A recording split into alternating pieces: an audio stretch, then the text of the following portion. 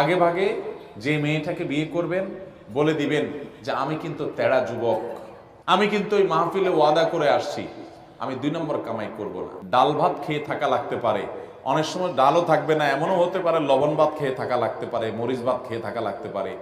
রাজি থাকলে আসো, এগুলা কোনো মুখরোচক গল্প শোনাচ্ছি না তোমাকে। আমি কিন্তু 2 নম্বর কামাই করব না, অতএব কামাই কম হবে, কষ্ট হবে। চাইলে আসো, আর না হলে এখনো রাস্তা মাপতে পারো।